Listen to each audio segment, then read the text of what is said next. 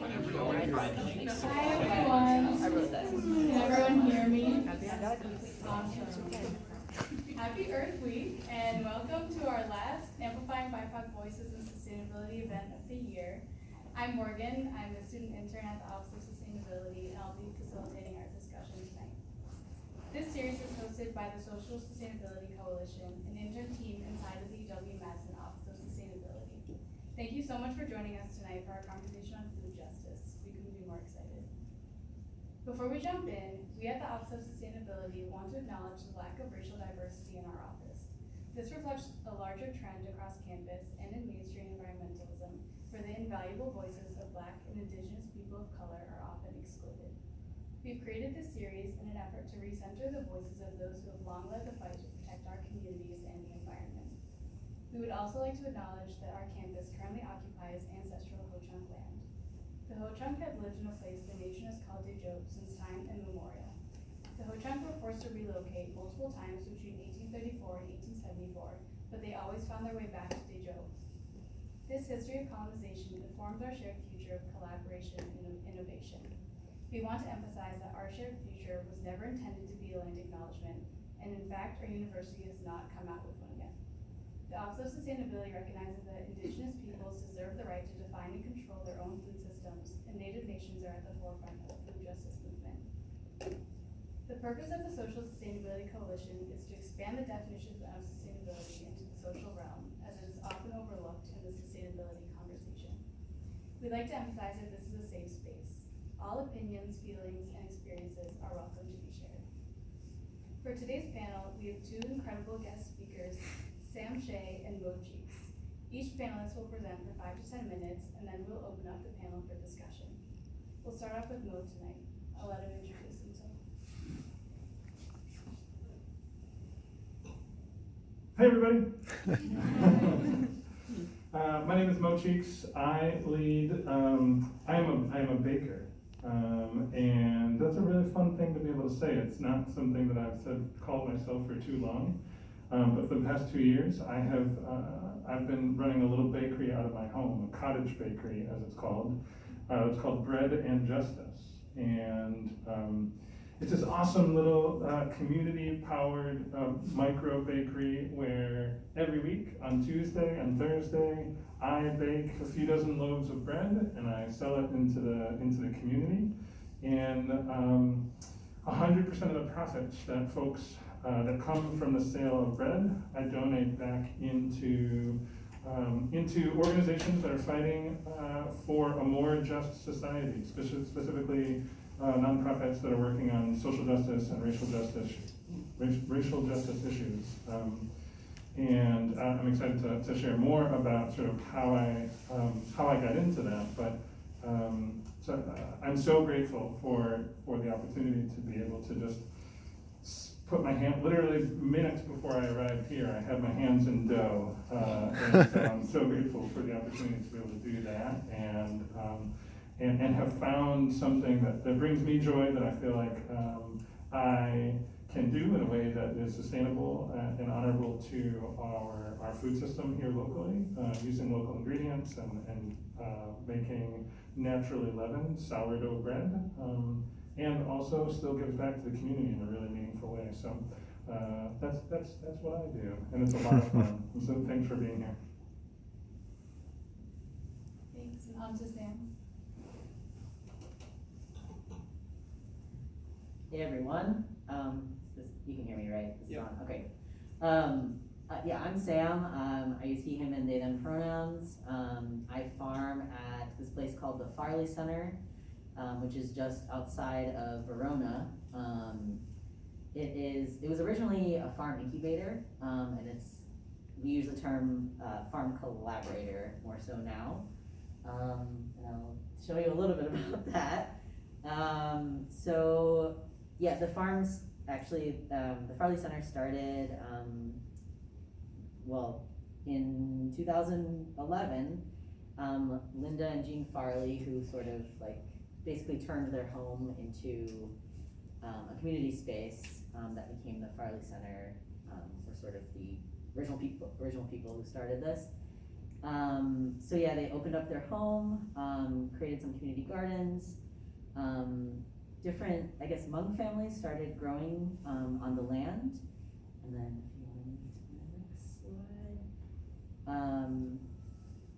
And then the Farley Center, so eventually it kind of became an incubator space in 2011. I think more so 2010 it started up, but it officially became a nonprofit in 2011. It currently hosts 8 to 12 farmers or farm businesses at any given time, and we grow in total on 16 acres of organically certified land, so we're organic. Basically, the Farley Center provides land, equipment, and assistance to help farmers who are just starting out with immigrant backgrounds, or for those who have less access to capital, land, resources, whatever it is. Yeah, it's a pretty cool space. The next one. Cool. So yeah, the growers cultivate a variety of vegetables, fruits, herbs, flowers. The farm is, well, the Farley Center is also racially and ethnically diverse. It's where a lot of us grow vegetables and herbs and plants that are relevant to our own culinary backgrounds, I guess. And we sell through farmers markets, CSAs, some of us sell to restaurants and grocery stores, and then some people actually have their own food carts or restaurants. So the farm program, so yeah, like I said, we all kind of operate our own independent businesses or projects. And the Farley Center, this is kind of something interesting about the Farley Center. So there's the farm program, which I'm a part of, that supports about 10 farm businesses. But then there's another sort of arm of it that's a green cemetery. So, and that's another part of the land itself where people can be buried naturally. So that part sort of financially sustains the other programs, which is super cool. The Farley Center gets some revenue from farmer fees, but it's super minimal. I can't even imagine, they're really more there to kind of help us out. So, yeah. And then that is me and my partner, Katie. And we are one of the farm businesses. We call the farm that I run is called Jumping Spider Farm. And we basically do CSA, and we were at the Verona Farmers Market last year, and then this year we're going to be at the Mount Horeb Farmers Market. And we sell to a couple of restaurants.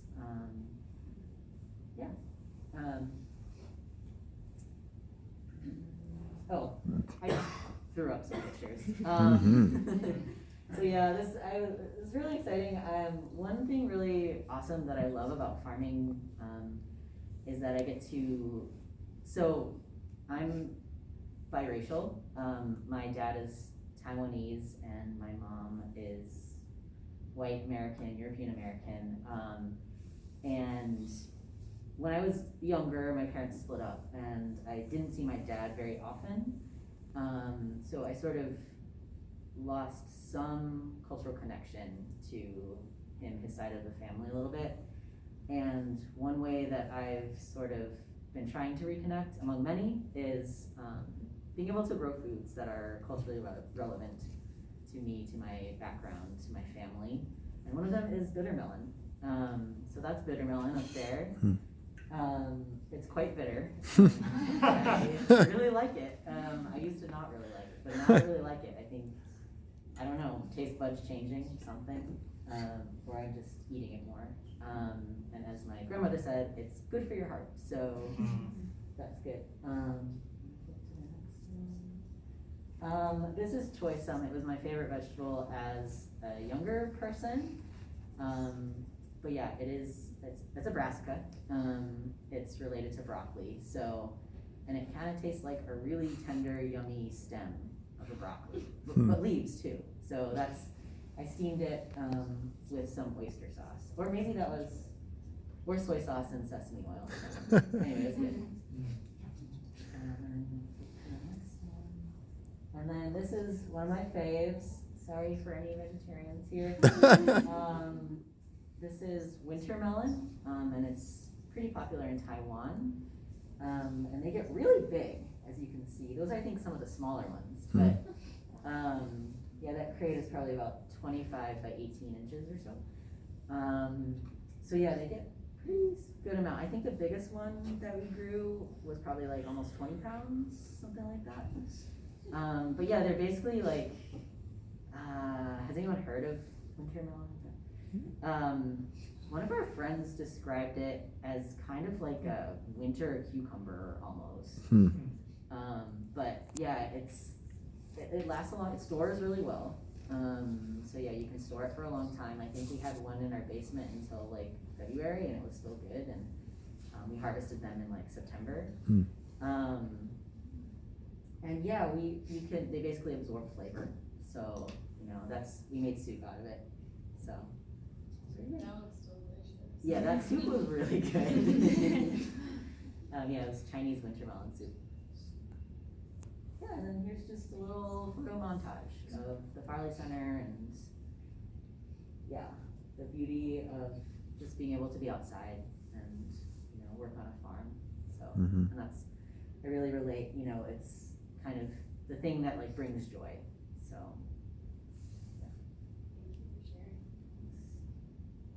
Oh yeah, and there's just some websites.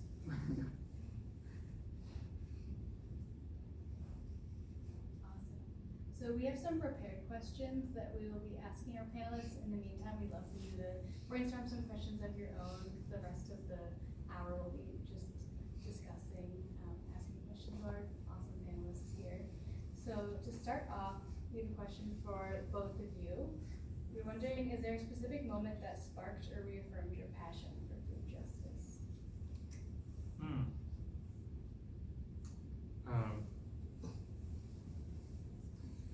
So I'm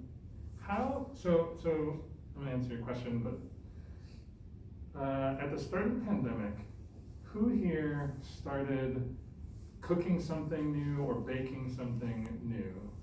Oh wow, this is the exact perfect room to ask this question. How many people took up making sourdough? Did anybody here we have a few people who started making sourdough. Some folks who were just baking bread, maybe not sourdough, I see that. So I felt like a sourdough hipster, in so much as I started making sourdough coincidentally, literally 1 month before the pandemic started. It was something I had been interested in for years. I had a couple of false starts. It was something I wanted to get into, didn't have a lot of time in the past, and eventually picked it up. And once the pandemic started, I had way more time, and so I started making sourdough bread every week. And then it sort of became a thing that I could do just to see people, right? Because we had sort of like stay-at-home orders from the governor and whatever. And so it was like I'd make sourdough and I would like drop it off at people's front step and I'd text them a little bread emoji, door emoji, and then I would just leave because you weren't supposed to see people. I didn't know. And that was fun because it was an outlet for me to all right, cool, now I have an excuse to make more bread and scale up my production. So I went from making 2 to 4 to eventually probably by the spring I was making 8 or so loaves at a time. And then in the summertime, I found myself, after the murders of Breonna Taylor and George Floyd and frankly so many others, I found myself staying up late at night, just stressed, just having a hard time sleeping, sort of wanting to write but not knowing what to write, reflecting on how broken our society is.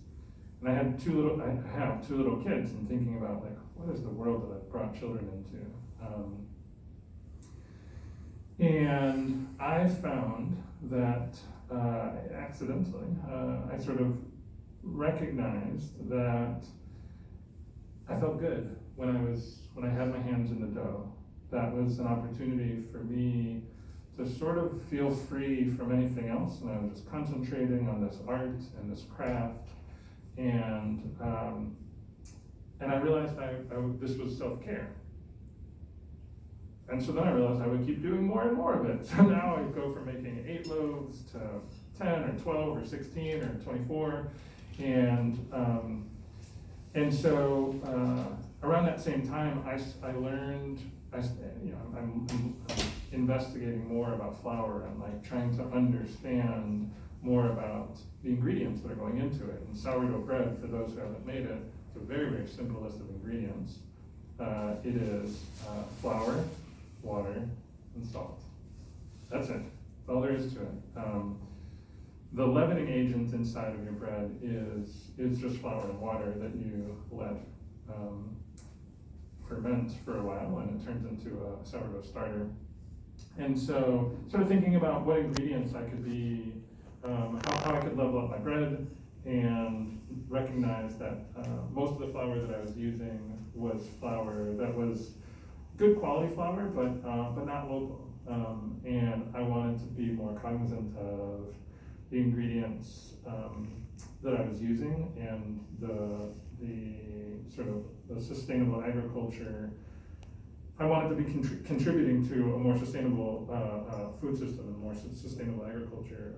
And so I already knew about meadowlark flour, but I thought I'm going to dive deeper into using their flour and learning more about their process. And so it was through bread making, frankly, and through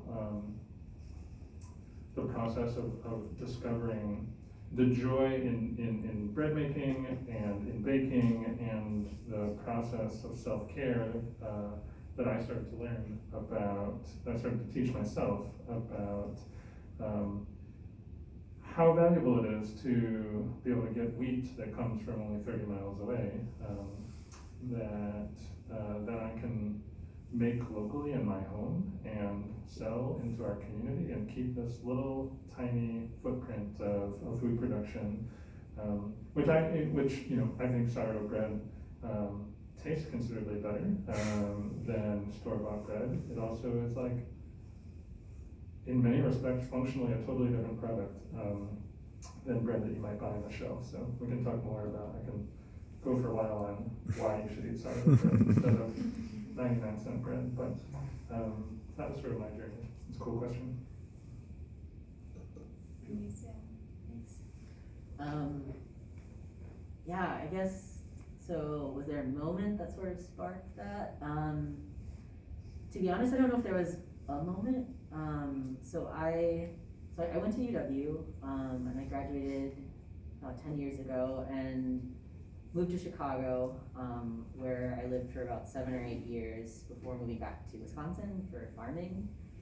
A lot of my friends in Chicago do urban agriculture, and it's just really cool to see, and also environmental justice, and sort of the intersection of urban ag, environmental justice, environmental racism, and it was really cool and inspiring to see people with their hands in the dirt, but like in sort of this very like purposeful, intentional way, in a way that sort of like served community. And so I think that was definitely something where I was like, oh, it's possible to do this sort of work, and it's integral to racial justice. I think so that, and I think I've always been interested in the larger questions of like how do we create these like sustainable, caring, actually life-giving systems, and I haven't found the answer to that. I think that's sort of like, a lot of people are asking that and have been asking that for a long time. But I think one way that I felt like combined both my like what lights me up, and something that I felt that I could do in the moment was farm, get interested in growing food. So that's kind of when I went that direction. I used to be in education, so yeah, I history education. So there's also that aspect where I'm thinking about these larger systems, but I'm feeling stuck and I want to do something, and I can support community organizing, and I have done that and continue to try to do that in my own ways, but growing food was sort of a direction that combined everything, passion, interest, and also sort of a larger commitment to these questions. I think it's really awesome that we have a grower and a baker here, because it shows that you can enact food justice in different chains or different spots of the food system. 100%. We'll open up to audience questions if anybody has any immediate ones. I had one from Mo. Is there any specific ingredient that you put into your sourdough whenever you're making for a specific person or purpose that you're like, okay, this is what I'm going to use and this is the reason why? That's a little bit more symbolic of your mission. Oh, what a cool question. I've never even considered that. Put love into it every time. That's the secret ingredient. It's just flour, water, salt, and love. No, I've actually thought for a long time about how I could expand my menu. I should have made a PowerPoint. Sorry. But it would have just been one picture of a loaf of bread. Because I sell a single loaf of bread that I make over and over and over. If you want to see a picture, it's just at breadandjustice.org. No, I have thought about expanding my menu and being able to offer different things, and folks, occasionally I'll make different things, like, English muffins or bagels or challah bread or, I don't sell it because you're not allowed to sell it, but I make pizza, sourdough pizza, that is very, very, very good. That's my Friday night ritual in our household. It's actually why I got into bread making in the first place. I've been making pizza on Fridays for years and years and years. And I wanted to figure out how to level up my pizza making, and so I thought, I gotta figure out how to do bread, because I feel like bread is an important ingredient to understanding how dough works is important to making a quality pizza. But anyway, I'll accidentally start talking about pizza, and then I'll go on a long thing about pizza. But no, my ingredients are really simple. I use 3 different flours. I use a bread flour from Gustos, which is a lovely California-based company. Use that for the stability of it. But the majority of my flour, as I said, comes from Melon Organic, which is a local organic, sustainable farm that grows and mills their own flour. And I use whole wheat flour from them, as well as a bolted bread flour from them. Wheats that they use in that vary a little bit, but it's often like a turkey red wheat and a couple of other things that they sort of rotate in and out. But that's it. Just flour, water, salt, and love.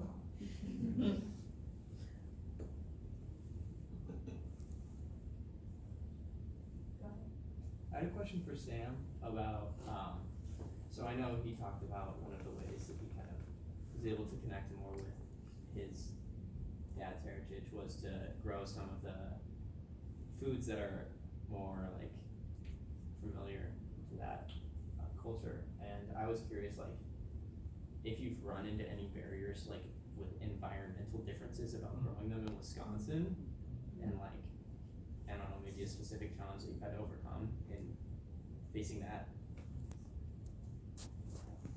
That's a great question. Yes, and also I think I'm so new to it that a lot of those challenges might still come.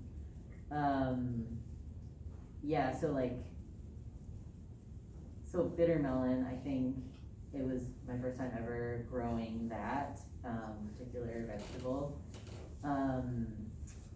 And so it was just sort of okay, how is this gonna do, and not necessarily know, I know that it likes warm weather, and so it was just sort of, I planted it way too late, so just sort of me experimenting a little bit with like when would be a good planting time for this, and I'm sure I could do a little more research and figure that out as well. But yeah, I mean the season's going to be a little bit shorter, so I think with like something like winter melon, it worked out. I just really had to plan it. Like I had to make sure I got it in right when I could get it in to the ground, and then hope that it didn't get too cold too quickly. Yeah, and as far as something like Choy Sum, or it's a pretty short growing crop, so that wasn't as difficult. But yeah, I think that there could be potentially challenges. I think like there was a sweet potato that I wanted to grow, but it's just the amount of time that it takes to grow it just takes longer, and so the sweet potatoes themselves wouldn't get quite big before our season is over. So stuff like that. Those are kind of things that I'm exploring as I learn more too. So.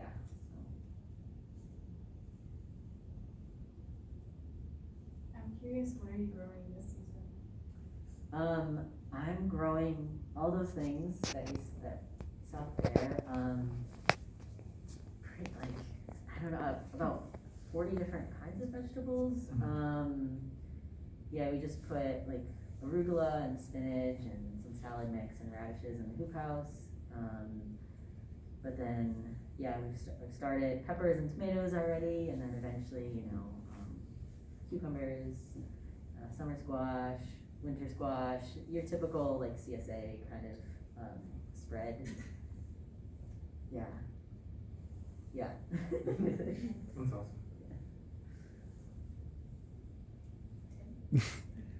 Yes, as I'm recording, I'm just, I have two questions. They're sort of parallel, but for both of you, I'm just curious, how did food become your vocation? What was your path to that? And when did you realize that, oh, this is what I want to do with my life, and this is what brings me joy? Like, how did you arrive at that decision? And then also I wondered if each of you could maybe just opine a little bit on what you see as the connections between food and community and sustainability, and what that means to you.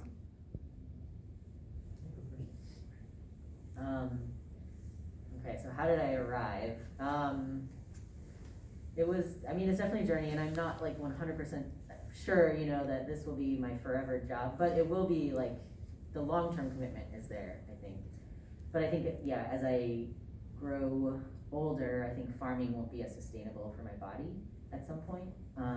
So kind of thinking about like, what are the other aspects that I can be building right now? But yeah, I was an educator for a little while.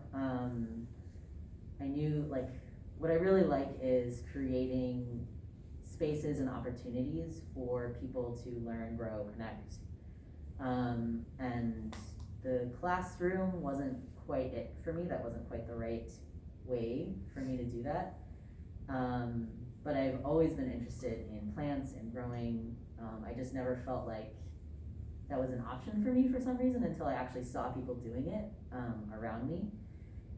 So I think that's kind of how I arrived at it, having a pretty like in my face moment of like, wow, like being a classroom teacher is not for me right now. And like kudos to all the teachers. It's definitely probably the hardest job I've ever done. And having that moment to be like, wow, this is not the right path for me, and I can just feel it in my body. It's not it. And sort of making that shift where I saw people doing these really cool, amazing things around me, and started looking for opportunities that way. So, and then there was a part two, but maybe Mo, maybe could you talk about how you arrived at this as a vocation or a way of life? Yeah. So, I did it.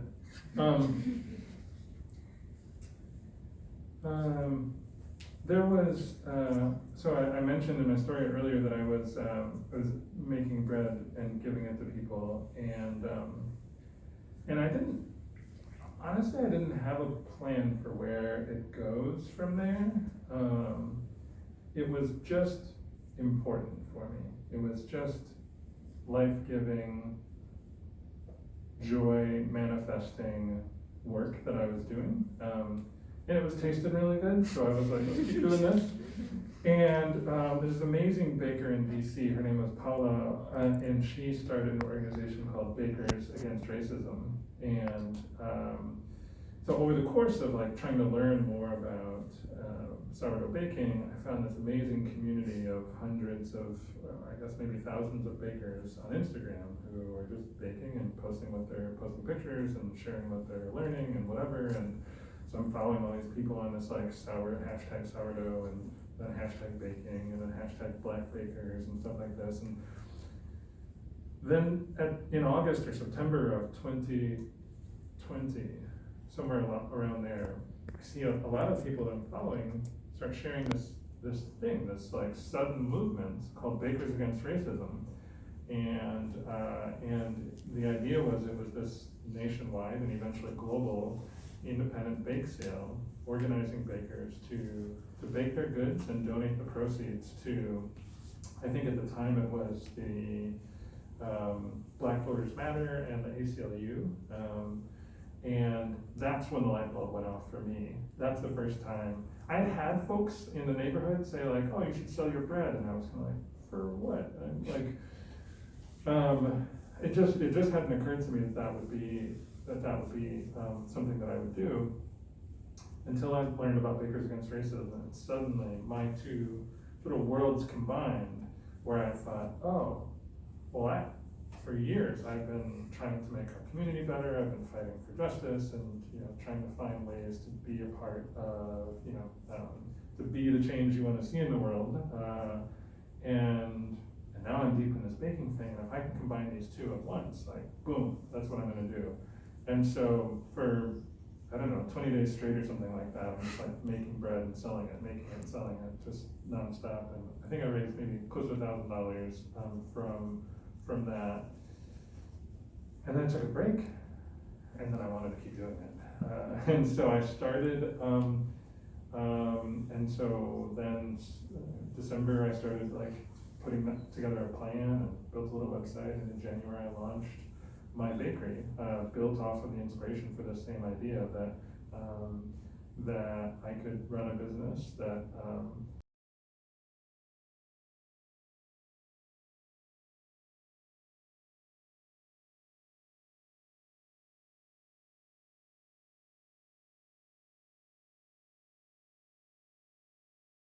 for the express purpose of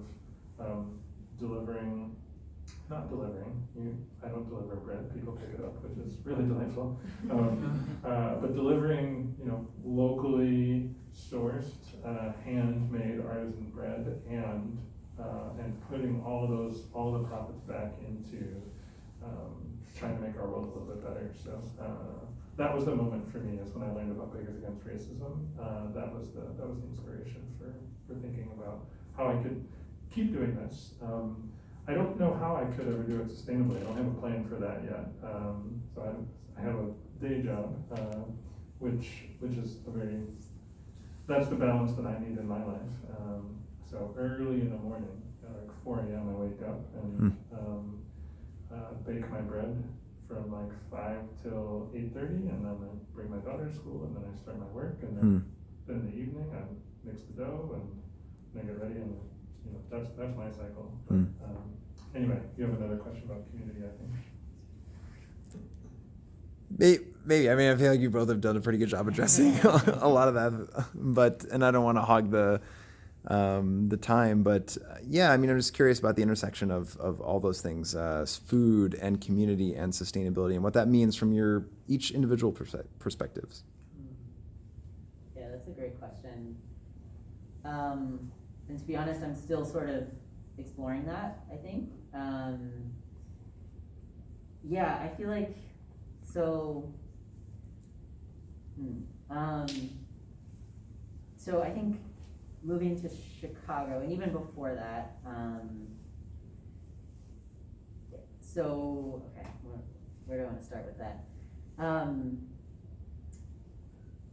I think both supporting community and things that matter to me, that I also think are really important in creating justice and in creating a more sustainable world.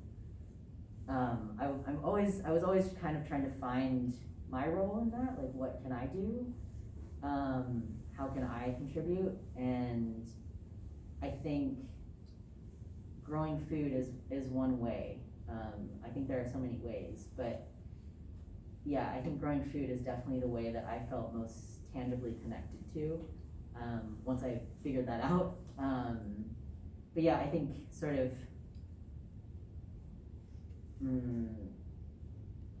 being sort of at the intersection of like queerness, of being biracial, of like seeing how capitalism just like wreaks havoc on everything that I love all the time, and like, you know, racism, like, you know, and particularly anti-blackness in this, for a very long time, and I think all of these sort of intersections, I was just like, what can I do? You know, like, what can I actually do here?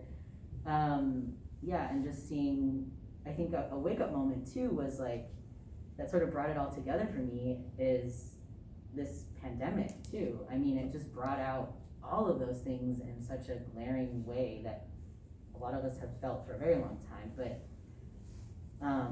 and seeing sort of that intersection of the communities getting hit immediately and with the most sort of like impact were communities that were already disproportionately affected by capitalism, by racism, by environmental racism in particular, that those things affected the health outcomes of so many people. And so I think that was also the moment where I started moving towards like farming and growing and sort of sustainability work. And so it's kind of a wandering answer, but all those things kind of came together for me, sort of pretty immediately around 2020, which is also when I started farming on a different farm, but on a friend's farm where I learned a lot about growing. And it's just my way of bringing together community and contributing. I would say that community is like, that's almost like functionally the point of bread and justice.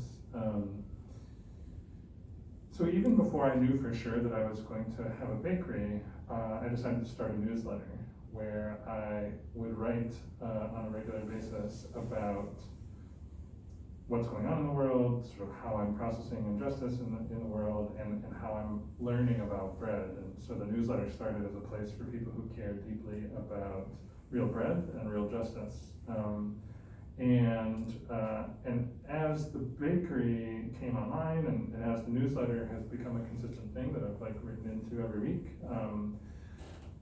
I've realized that the newsletter, even in the midst of COVID where I wasn't interacting with my customers and they were literally just like picking it up from my doorstep, the newsletter is where we were generating community together.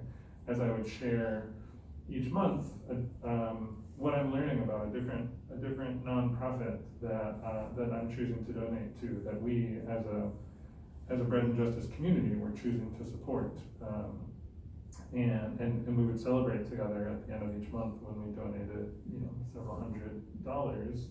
And then sometimes folks in the community would say, that's really awesome, and I love learning about this organization this month, I want to match your donation. And so, I might donate $400 or $700, and then one or two families will say, let's double that, or let's triple that. And so I have found that the newsletter has become the sort of central hub of the community project, the community side of the project of the bakery, in a way that's like almost ironic, because like one of the things that's really really cool about bread making in the history of like humans, is the bakery has often been the center of a community. Like, people come together to where the big oven is, and they get their bread. Or even, I wrote about this probably a year ago. There's a movement in Minnesota, sort of in the suburbs of Minneapolis.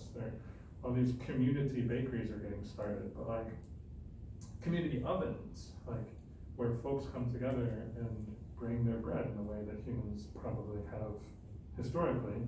They come together to the community oven, and then they make too much, and they give to their neighbors. And a lot of this is like surrounding different churches that are like building these ovens as a way to support community.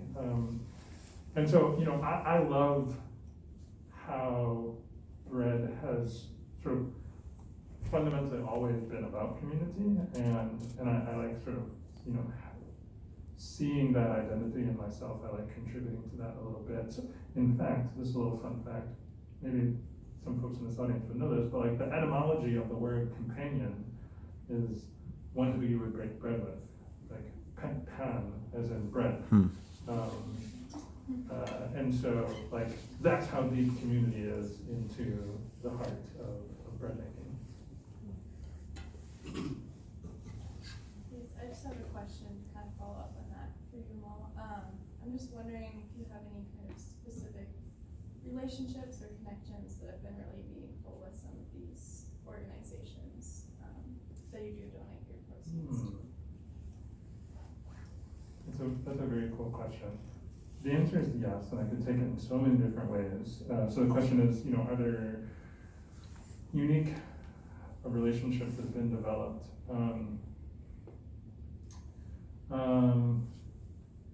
This month we're donating to the Nehemiah Center for Justice, specifically the reentry program. So Nehemiah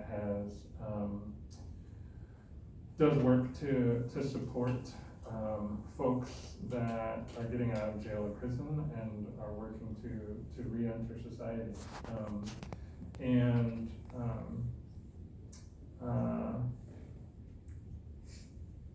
In my time on the city, so for a while, I used to serve on the city council here in Madison, Wisconsin, and a lot of my work was actually a number of the things that I was really proud of that I was able to achieve on the city council had to do with destigmatizing, like removing barriers for folks with maybe felonies on their record to be able to get employment, or supporting work that will sort of break the cycle of recidivism and empower folks to be able to just re-enter society and be able to flourish. And so it was actually a bread customer who had suggested this organization to me recently, and I was like, wow, what a great idea, let's totally do that. But every organization, so every month my wife and I sit down and think about who should we donate to this month. And half the time it's an organization that I'm like just learning about, and so I'm like researching it and sharing my learning in the newsletter with folks, and sometimes it's an organization that I've been familiar with for a long time, but each one is special to me in a different way. I also wanted to share, we had Harry Hawkins come for our Black Entrepreneurship Amplifying BIPOC Voices and Sustainability event in February. So he's the Executive Vice President of Nehemiah. So we were connected with them as well. They're a great organization. So cool. So I'm also curious, do you pick specifically Madison-based nonprofits? Great question. No, not specifically. I would say, I should go back and look, but I would say that probably there's a definite skew towards Madison-based nonprofits, and then expanding out from there, Wisconsin-based nonprofits, and then some national. And I just last month was supporting World Central Kitchen because of all the important work that they're doing right now to support folks that are fleeing from Ukraine. that was the first time that I was supporting, work that was international, but, it's a big deal, and it felt important to be able to expand our, Bread and Justice's horizons, to be able to support the injustice, the unjust war that is being waged against the people of Ukraine. So, cool question. But mostly, I would say, probably predominantly Madison-based nonprofits. We probably have time for one or two more questions. I was curious if you have any 5-year goals for the future for both your farm plot and then also your nonprofit, I guess. So yeah, I guess if you have any 5-year goals or where you could see both of your works in that time.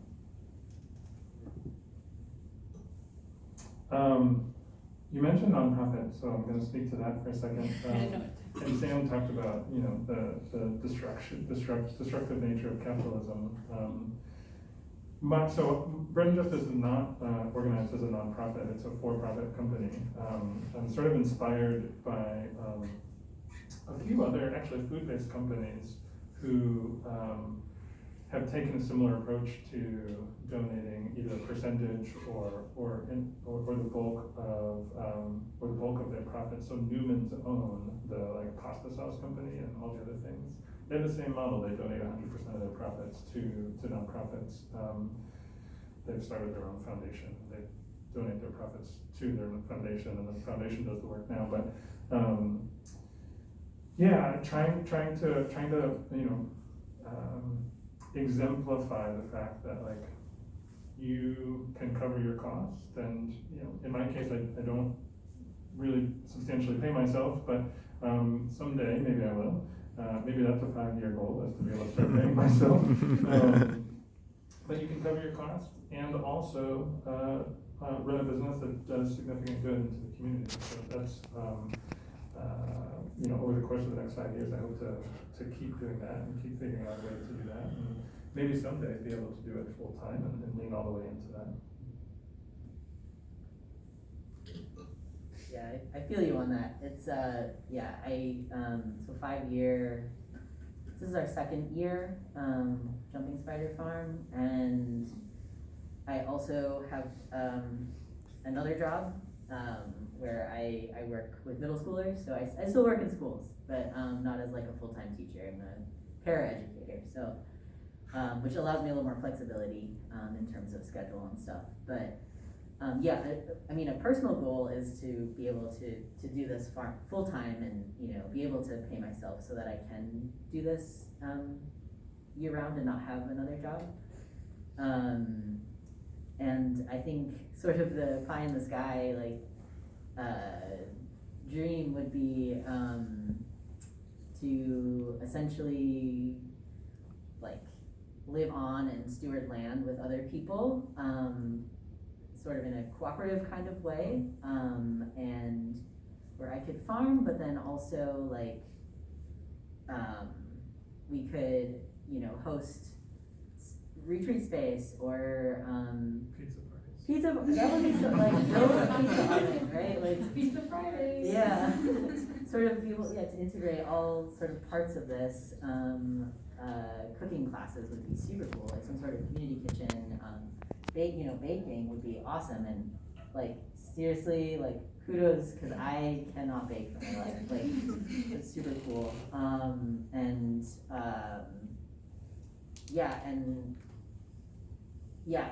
Another dream is also probably not in the 5-year mark, but to also be able to start somewhat of an incubator space at some point to support other people.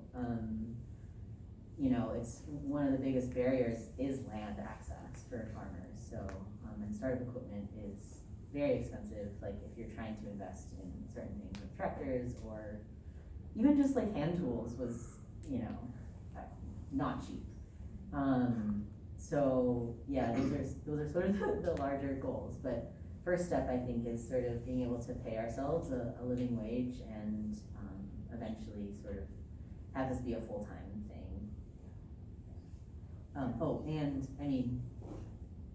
Essentially giving back, right? And then being, the other part is that, so the CSA is the CSA that we do is sliding scale. And That's cool. yeah, and so through that, it's usually people so far have contributed more than what would be needed to cover the costs.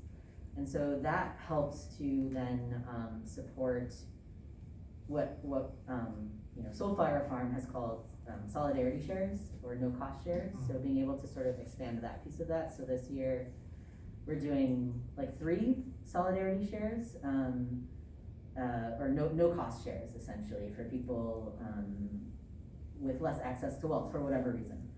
And so being able to continue that sort of model, because I really do believe that our community is abundant, and we can do things like that and not have to fear scarcity. But it's sort of just, how can we gradually grow that and, work with that. So that would be 5-year plan as well to keep growing this aspect. That sliding scale model definitely seems to be trending now. Slow food, we have some members here. We produce like 100 meals for the Madison community every week, and we just started a pay what you can model for one of our meals, and it's been pretty successful so far. Definitely improves access. I've heard it's more than 100 meals. We have multiple days. Just today, so sorry for that. No, misinformation. Yeah, it's also frustrating for me to hear that you two also have other jobs, and that food justice is kind of your second job that's not as paid. We were talking about capitalism failing us, and that's very clear in this way too. Is this really important work that you both are doing isn't compensating you enough. But we really, really appreciate your work, and it's very inspiring. I would just say that, there's a version of this world that either of us could pursue where we just take on a bunch more risk and lean all the way into it and could scale that up.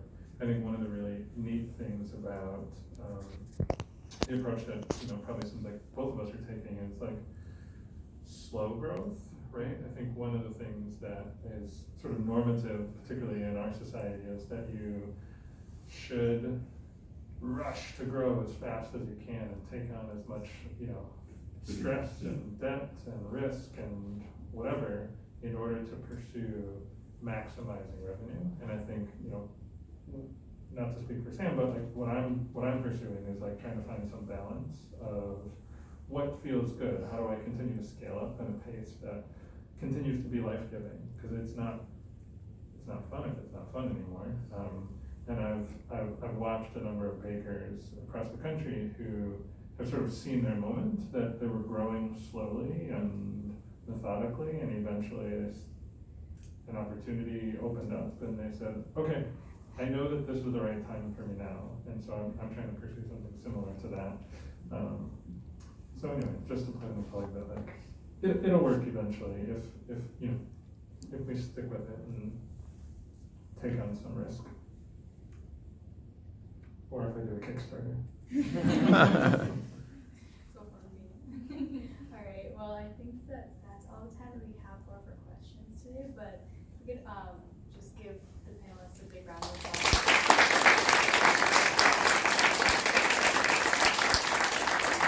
Thank you. And before we all head out, we did just want to show that there are a lot more Earth Week events going on, so we're only halfway through Earth Week. We have a few events on Thursday. The Nelson Institute has quite a few hybrid events throughout the day tomorrow, and there's also a Climate Smart Agriculture event tomorrow night, and then Friday is jam-packed with yoga in the morning, campus cleanup, we got a clothing swap, a concert, and then March 4th to Earth Day, weather permitting. But so many cool events. You can scan that QR code. I know it's fuzzy, but it should still work. And then while you're heading out, there's also a table out there with some cool merch. We got some fork knives out there, and journals and other cool Office of Sustainability swag. So again, we want to thank our panelists and the Office of Sustainability for hosting this event. Thank you all so much.